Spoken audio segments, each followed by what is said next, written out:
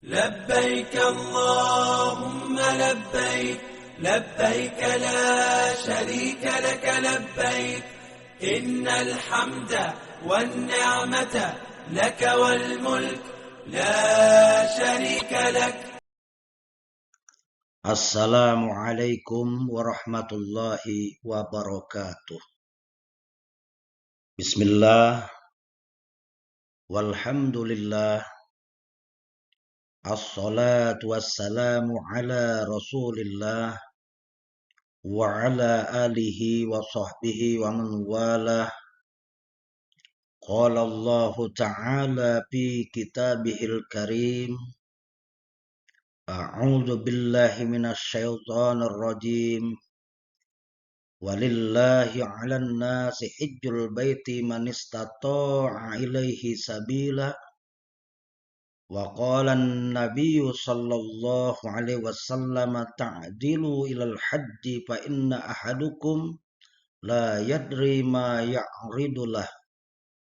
Shadaqallahul 'azim wa balagha rasulul karim wa nahnu 'ala ma qala khaliquna warzuqna wa maulana minasyahidina syakirina biqalbin salim, amma ba'du. Para pemirsa, muslimin muslimat, duyufullah wa duyufur rahman, rahimakumullah. Selamat berjumpa dengan saya pada bimbingan manasik haji dan umroh mandiri di bagian satu ini. Bimbingan manasik haji dan umroh adalah pelatihan bagi calon jemaah haji dan umroh untuk memahami secara teori dan praktik tata cara pelaksanaan ibadah haji dan umroh sesuai tuntunan syariat, sehingga mereka akan siap dan mampu melaksanakan ibadah tanpa bergantung pada orang lain. Tujuan utamanya adalah menciptakan jemaah yang berilmu, cerdas, dan dapat menjalankan ibadah dengan tertib, baik, dan benar untuk meraih haji yang mabrur. Haji mabrur itu menjadi dambaan bagi setiap jemaah yang melaksanakan haji. Sebab haji mabrur sebagaimana disabdakan oleh baginda Nabi Muhammad SAW, yaitu, haji mabrur tiada balasan lain kecuali surga.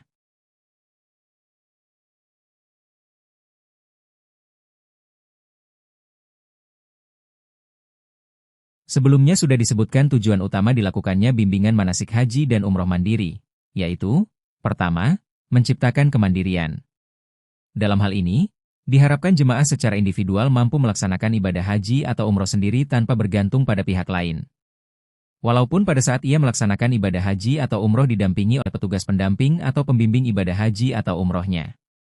Kedua, bertujuan untuk meningkatkan pemahaman jemaah dengan memberikan pengetahuan tentang rukun, wajib, dan sunnah dalam pelaksanaan haji atau umroh, serta tentang pelaksanaannya di Tanah Suci Mekah Al-Mukarramah. Jika seseorang meninggalkan rukun haji atau umroh, maka ibadahnya menjadi tidak sah dan harus diulang. Rukun yang ditinggalkan harus diqodho, dilaksanakan kembali, jika masih dalam waktu pelaksanaan haji atau umroh, atau harus mengulang haji atau umroh di tahun berikutnya jika tidak memungkinkan. Contoh, rukun haji meliputi wukuf di Arafah, tawaf, dan sa'i. Jika salah satu dari ini tidak dilaksanakan, maka haji tidak sah. Adapun meninggalkan wajib haji atau umroh berarti harus membayar denda, namun ibadah haji atau umroh tetap sah. Kewajiban membayar seperti menyembelih kambing atau berpuasa jika tidak mampu. Contoh wajib haji, seperti mabit di Musdalifah dan di Mina. Kemudian, jika sunnah tertinggal ketika melaksanakan ibadah haji atau umroh, tidak ada konsekuensi dosa atau denda, karena merupakan amalan tambahan. Walau jika tertinggal hal yang sunnah ini tidak ada kewajiban pengganti, namun sangat dianjurkan untuk tetap melaksanakan karena mengandung banyak pahala dan keutamaan. Contoh yang sunnah dilakukan, seperti sholat arba'in di Masjid Nabawi atau wukuf di luar waktu yang ditentukan. Tentang rukun, wajib, dan sunnah dalam pelaksanaan ibadah haji atau umroh ini akan dibahas secara khusus pada pertemuan akan datang. Tujuan dilaksanakannya bimbingan manasik haji dan umroh mandiri yang ketiga, yaitu, membekali calon jemaah dengan pemahaman spiritual dan teknis, serta keterampilan dalam perjalanan dan kondisi di Tanah Suci. Selanjutnya, tujuan dilaksanakannya bimbingan manasik haji dan umroh mandiri yang keempat, yaitu, membantu calon jemaah untuk melaksanakan ibadah secara optimal dan meraih predikat haji atau umroh yang mabrur. Apalah artinya jika seseorang pergi menunaikan ibadah haji atau umroh tidak dapat melakukannya secara optimal, akibat kurangnya pengetahuan tentang manasik yang harus ia lakukan selama melaksanakan ibadah haji dan umroh di Tanah Suci? Mungkin ada saja di antaranya, Orang yang niatnya pergi ke tanah suci untuk melaksanakan ibadah haji atau umroh, akan tetapi sebab kurangnya pengetahuan terhadap manasik haji dan umroh menjadikan ibadah yang dilakukan selama di tanah suci tidak optimal, bahkan hanya sebatas mengunjungi tanah suci saja. Betapa ruginya jika terjadi hal demikian. Bertahun-tahun menunggu antrean untuk berangkat haji dengan biaya cukup besar, tidak sebanding dengan harapan semula, yaitu ingin memperoleh ibadah yang mabrur. Begitu pula kiranya dengan ibadah umroh, tidak sedikit biaya yang harus dikeluarkan. Ibadah haji dapat dilakukan melalui 3 cara. Pertama, tamattu. Cara yang kedua, ifrat. Dan cara yang ketiga, qiran. Dalam ibadah haji, jemaah wajib memilih salah satu di antara 3 cara pelaksanaan haji, tamattu, ifrat, atau qiran. Pilihan tersebut didasarkan pada kesiapan fisik dan finansial jemaah, serta disesuaikan dengan kondisi dan keinginan masing-masing jamaah untuk meraih haji yang mabrur. Sebagian besar jemaah haji Indonesia memang memilih cara tamattu, di mana mereka melaksanakan umroh terlebih dahulu di bulan haji, lalu kembali berihram untuk menunaikan haji. Pilihan ini dinilai lebih mudah dan fleksibel, memberikan waktu istirahat setelah umroh sebelum puncak ibadah haji. Tamattu berasal dari bahasa Arab yang berarti menikmati atau bermanfaat. Ini merujuk pada kenikmatan yang diperoleh jemaah karena bisa melepaskan diri dari pakaian ihram setelah selesai umroh, sehingga bisa beristirahat, berziarah, atau melakukan aktivitas lainnya sebelum berihram untuk haji. Jadi, haji tamattu adalah pelaksanaan haji dengan terlebih dahulu mengerjakan ibadah umroh secara penuh, lalu melepaskan ihram dan menikmati waktu istirahat sebelum berihram kembali untuk haji pada tanggal 8 Zulhijjah. Maksudnya adalah memperoleh keringanan dengan memisahkan umroh dan haji, memungkinkan jemaah untuk istirahat dan melakukan aktivitas lain sebelum menunaikan ibadah haji yang lebih berat. Jemaah yang memilih haji tamattu wajib membayar denda atau dam, biasanya dengan menyembelih seekor kambing sebagai kompensasi atas kemudahan yang diperoleh, atau jika tidak mampu membayar dam dengan menyembelih seekor kambing, boleh menggantinya dengan melaksanakan puasa selama 10 hari. Haji ifrat adalah jenis pelaksanaan ibadah haji yang berarti melakukan ibadah haji secara terpisah dari umroh, di mana niat berihram hanya untuk haji. Istilah ifrat berasal dari bahasa Arab yang berarti memisahkan atau menyendiri.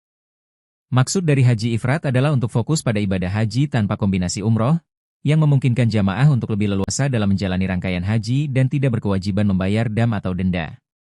Dalam haji ifrat, umroh akan dilakukan setelah pelaksanaan ibadah haji selesai. Kata qiran berarti menggabungkan. Maksudnya, haji dengan cara qiran adalah pelaksanaan ibadah haji yang menggabungkan niat haji dan umroh dalam satu ihram, di mana jemaah akan mengerjakan kedua ibadah tersebut dalam satu rangkaian tanpa ada tahallul atau keluar dari ihram di antaranya. Jemaah yang memilih haji qiran wajib membayar dam atau denda berupa penyembelihan satu hewan kurban seperti seekor kambing atau lebih. Jika tidak mampu, maka dam bisa diganti dengan berpuasa selama 10 hari. Meskipun bisa dilakukan oleh siapa saja, haji qiran cenderung dipilih oleh jemaah dengan kondisi tertentu. Seperti, pertama, keterbatasan waktu, seringkali dipilih oleh jemaah yang memiliki waktu tinggal di Mekah terbatas sehingga perlu efisiensi waktu dengan menggabungkan haji dan umroh sekaligus. Kedua, kesulitan melaksanakan umroh terpisah. Bagi jemaah yang karena alasan tertentu tidak dapat melaksanakan umroh sebelum atau sesudah haji, qiran menjadi alternatif untuk tetap melaksanakan kedua ibadah tersebut. Ketiga, mengikuti sunnah Nabi. Pelaksanaan ini didukung oleh Rasulullah Shallallahu Alaihi Wasallam, sebagaimana yang tertera dalam hadis-hadis Nabi Shallallahu Alaihi Wasallam. Istilah denda atau dam untuk pelaksanaan haji tamattu dan qiran adalah dam tartib wa takdir atau disebut juga dam nusuk, yang berarti denda karena melakukan haji tamattu, dan qiran, atau melakukan pelanggaran wajib haji lainnya. Dam ini wajib dibayar dengan menyembelih seekor hewan seperti kambing jika mampu, atau jika tidak mampu dapat diganti dengan berpuasa 10 hari, yaitu berpuasa 3 hari di tanah suci dan 7 hari setelah pulang atau tiba di tanah air.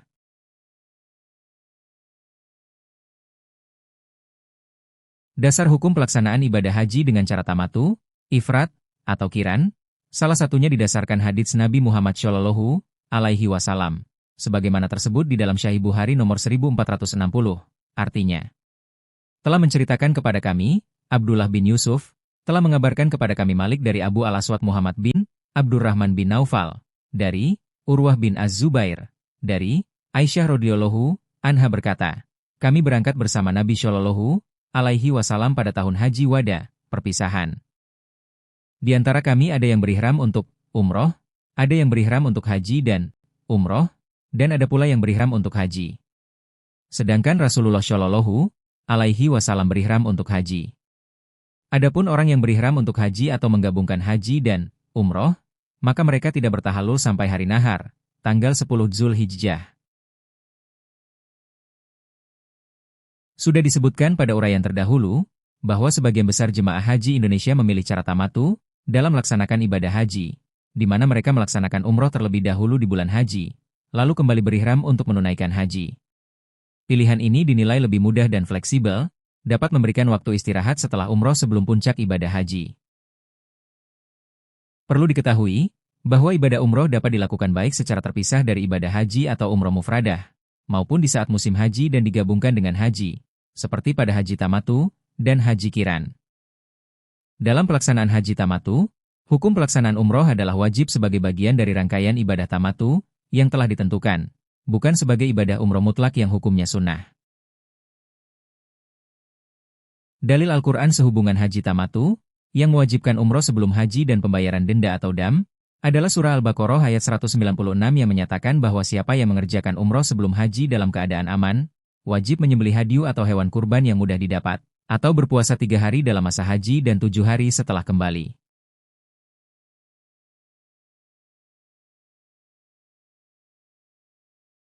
Hukum melaksanakan ibadah umroh dalam konteks haji tamatu dan haji kiran. Melaksanakan umrah di dalamnya adalah kewajiban bagi jemaah yang memilih kedua cara ini.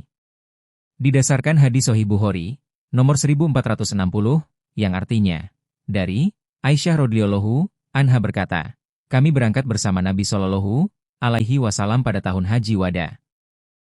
Di antara kami ada yang berihram untuk umroh, ada yang berihram untuk haji dan umroh dan ada pula yang berihram untuk haji. Sedangkan Rasulullah Shallallahu alaihi wasallam berihram untuk haji. Adapun orang yang berihram untuk haji atau menggabungkan haji dan umroh maka mereka tidak bertahalul sampai hari nahar. Kemudian, hukum ibadah umroh yang dilakukan secara terpisah dari ibadah haji atau mufradah. 1. Fardu ain, atas laki-laki dan perempuan, sehingga wajib menurut Imam Ahmad dan Imam Syafi'i.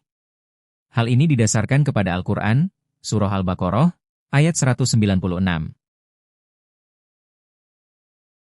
Artinya, sempurnakanlah oleh kamu haji dan umroh, karena Allah.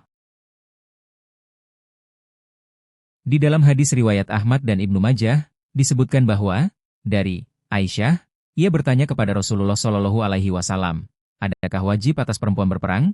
Jawab beliau, ya, tetapi peperangan mereka tidak bunuh-membunuh, hanya mengerjakan haji dan umroh.